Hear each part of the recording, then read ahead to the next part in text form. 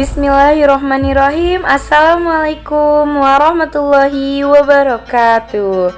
Alhamdulillahirrabbilalamin. Wabihi nasta'in wa ala umuri dunia waddin. Wassalatu wassalamu ala asyrafil anbiya'i wal mursalin wa ala alihi washabihi ajma'in, amma ba'du.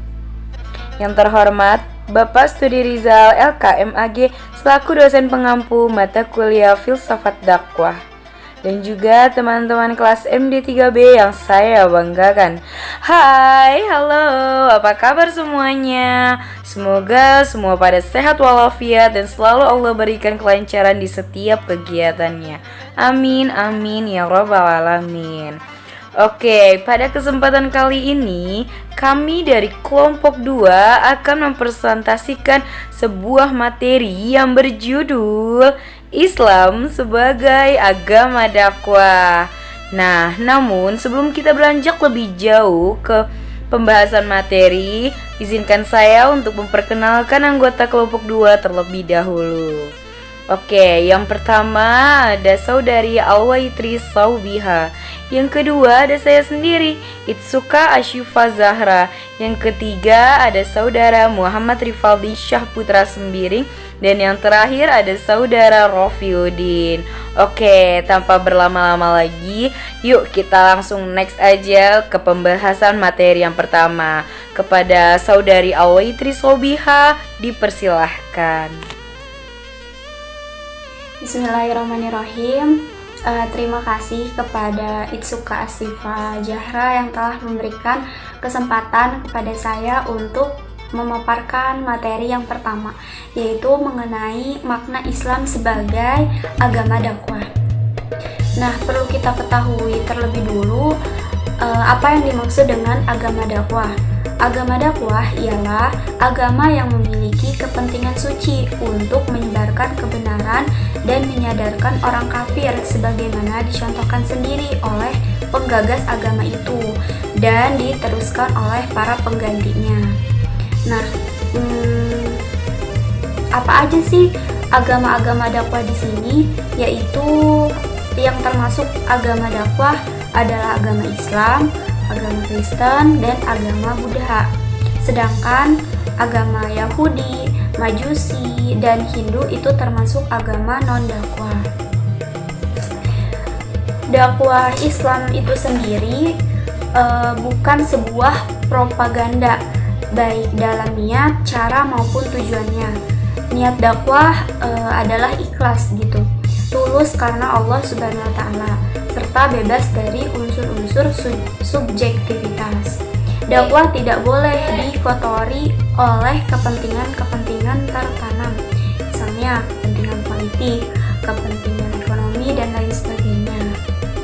Nah, dakwah juga tidak menghalalkan segala cara untuk mencapai tujuannya. Dakwah harus disampaikan secara jujur, secara terbuka, dan secara bebas. Kemudian dari tujuan dakwah itu sendiri, pada hakikatnya tujuan dakwah adalah mencapai kebenaran tertinggi, yaitu beriman dan berserah diri secara total kepada kehendak Allah gitu. Nah, mungkin itu saja yang dapat saya sampaikan. Kurang lebihnya saya mohon maaf, saya kembalikan lagi kepada moderator. Oke, terima kasih banyak kepada saudari Alwaitri Saubiha atas pemaparan materinya. Selanjutnya, materi kedua akan dipaparkan oleh saudara Muhammad Rifaldi Syahputra Sembiring. Kepadanya dipersilahkan. Ya, baik, saya akan menjelaskan tentang dakwah dan universalisme Islam. Sebagai pengusung kebenaran dan nilai-nilai universal, Islam dengan sendirinya berwatak inklusif dan terbuka, serta diharapkan menjadi milik semua komunitas umat manusia di muka bumi. Inilah salah satu dari universalisme Islam yang ternyata tak hanya bersifat keluar, tetapi juga ke dalam. Hal yang terpenting mendasari konsep universalisme Islam adalah pengakuan yang keesaan Tuhan dan kesatuan ajaran para rasulnya. Menurut Ismail Al-Faruqi, Satu dari 3 hakikat dakwah adalah universalisme Islam.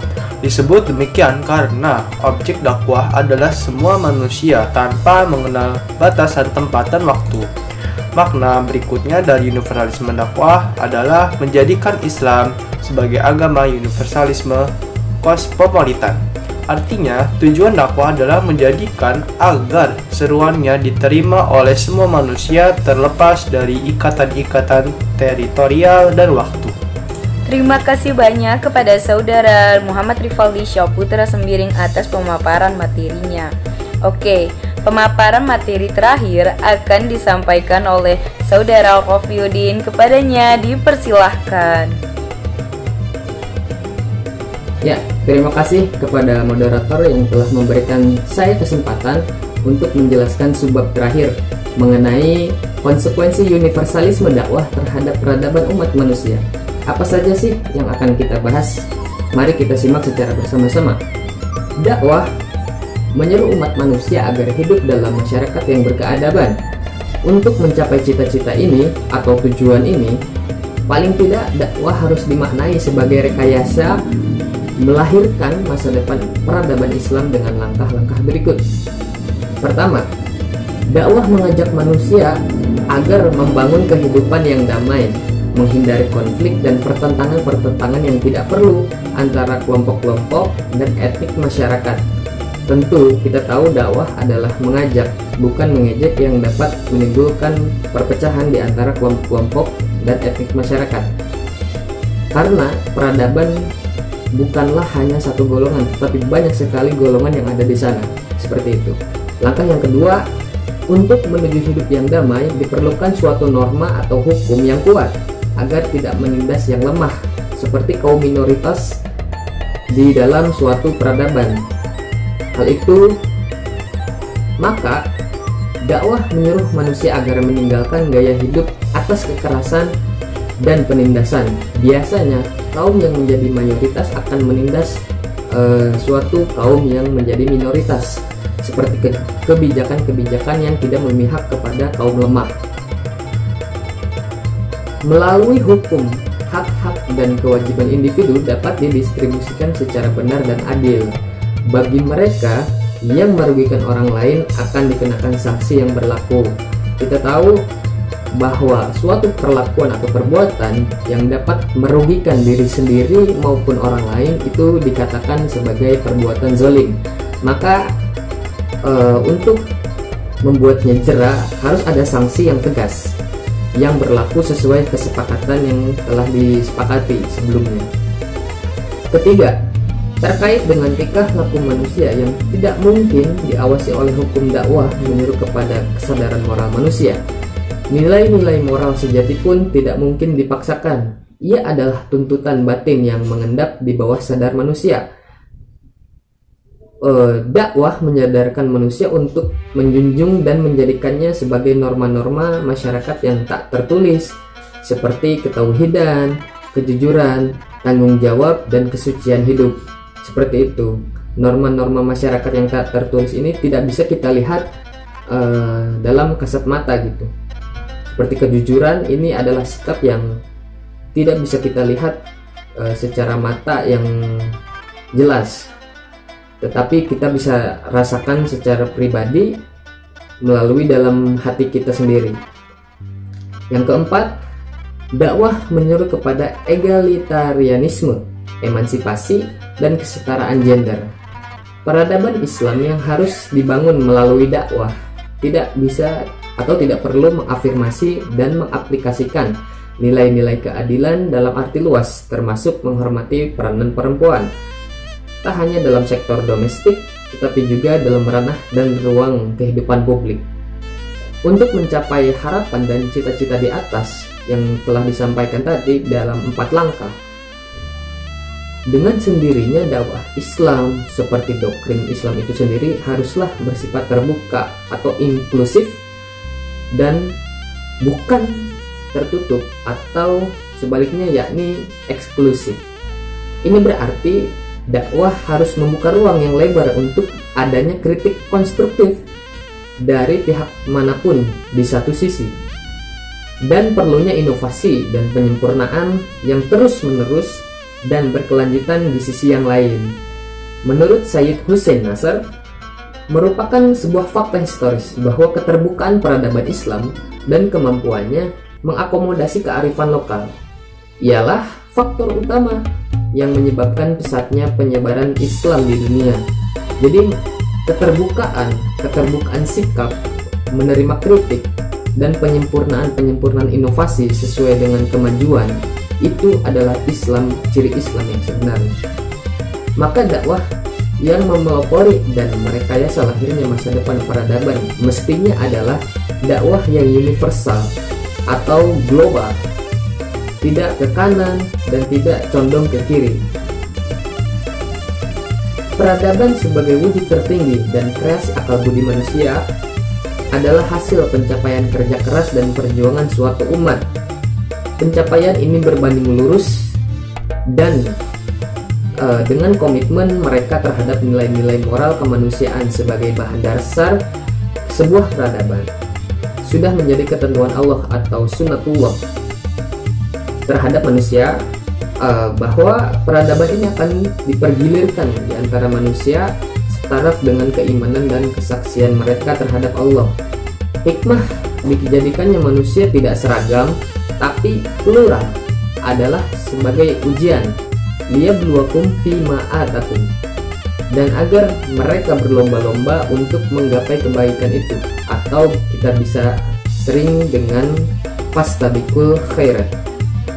Manusia yang diciptakan Tuhan dari berbagai macam suku, bangsa, ras, dan agama adalah untuk saling mengenal atau lita'arofu, yakni memahami kelebihan dan kekurangan masing-masing untuk bekerja sama membangun suatu peradaban yang universal. Kita tahu bahwa ada istilah yang mengatakan tak kenal maka tak sayang. Jadi istilahnya ketika kita berbeda, diciptakan berbeda, maka tujuannya adalah saling mengenal. Penjelasan tersebut makin kelihatan relevansinya dalam situasi dunia yang saat ini telah berubah menjadi suatu desa dunia, di mana sebuah komunitas tidak lagi diperkenankan untuk mengucilkan diri dari komunitas lain. Perkembangan teknologi sampai pada situasi yang mengharuskan setiap umat menjalin hubungan dan berdialog dengan umat lain secara lebih intensif dan akrab. Seperti itu. Lalu ketika berdialog dengan umat lain secara intensif dan akrab, maka itu akan menjadi suatu hal yang dirasa mustahil sekarang ini, menggadaikan sebuah peradaban yang lahir dari umat tertentu tanpa melibatkan peranan kelompok atau umat yang lain gitu. Ini berarti umat muslim harus dapat membuka diri, tidak tertutup, berkomunikasi dan membuka dialog dengan atau bersama masyarakat dunia, membangun peradaban baru yang universal dan kosmopolit, namun tanpa kehilangan identitas dan jati dirinya. Langkah awal ke arah itu, umat muslim dan juga umat lain harus melepaskan diri dari klaim-klaim kebenaran eksklusif dalam doktrin masing-masing. Selanjutnya, untuk menyusun teologi baru yang inklusif yang mengakui adanya unsur kebenaran dalam setiap agama. Jadi kebutuhan dakwah yang universal saat ini adalah membangun dan mengembangkan tidak saja fikih wacana dan fikih gerakan, tetapi juga yang mendesak, yaitu fikih perubahan menuju fikih peradaban. Terima kasih, saya kembalikan kepada moderator. Terima kasih banyak kepada Saudara Rofiuddin atas pemaparan materi terakhirnya. Oke, untuk sesi selanjutnya ada sesi tanya jawab. Buat teman-teman dari kelompok 3 yang ingin bertanya, boleh banget nih langsung share pertanyaannya di bawah sini ya.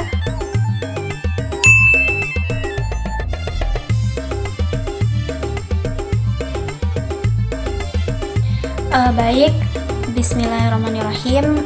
Di sini saya akan menjawab pertanyaan dari Putri Farhana dari kelompok 3. Pertanyaannya yaitu, Islam sebagai agama dakwah memaknai bahwa umat muslim diwajibkan untuk menjalankan perintah dakwah. Menurut pemakalah, mana yang utama harus didahulukan? Memperbaiki diri dulu baru berdakwah, atau berdakwah sambil memperbaiki diri? Saya Alwaitri Sobiha dengan NIM 042 akan menjawab. Jadi menurut pemakalah sendiri, berdakwah itu bisa kita lakukan sambil memperbaiki diri. Kenapa? Karena saya memandangnya betapa hebatnya orang yang sedang memperbaiki diri sambil mengajak orang lain untuk melakukan hal yang sama, untuk sama-sama memperbaiki diri. Jadi istilahnya orang tersebut tidak egois, ingin merubah dirinya ke arah lebih baik tapi sendiri gitu.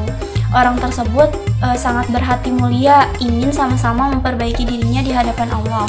Walaupun memang dia masih banyak kekurangan, setidaknya dia ingin berbagi rasa nikmat saat taat kepada Allah. Dan kalau kita menunggu diri kita baik dulu baru berdakwah, sedangkan kita pun tidak tahu ya versi baik seperti apa yang Allah inginkan. Karena definisi baik itu sangat luas. Kita pun pada akhirnya tidak akan mampu mengukur diri sudah seberapa baik diri kita atau sudah seberapa layak untuk bisa menyampaikan kebaikan. Jadi memang haruskah kita menunggu diri kita baik dulu untuk menyampaikan kebaikan gitu kan? Sedangkan kan kita diperintahkan untuk berlomba-lomba berfastabiqul khairat, yaitu mengumpulkan berlomba-lomba dalam kebaikan, mengumpulkan bekal amal sebanyak-banyaknya sebelum Allah memanggil kita. Dan satu hal yang perlu kita ingat, berdakwah kepada orang lain sementara diri kita belum menjalankannya, maka hal itu amatlah dibenci di sisi Allah. Ada ya di Quran surat 61 ayat 2 sampai dengan 3 yang berbunyi, "Wahai orang-orang yang beriman, mengapa kamu mengatakan sesuatu yang tidak kamu kerjakan? Itu sangatlah dibenci di sisi Allah jika kamu mengatakan apa-apa yang tidak kamu kerjakan." Jadi pada intinya kita teruslah menyampaikan pesan-pesan cintanya Allah melalui dakwah sambil diiringi memperbaiki diri di hadapan Allah. Begitu kira-kira menurut pendapat pemakalah. Terima kasih.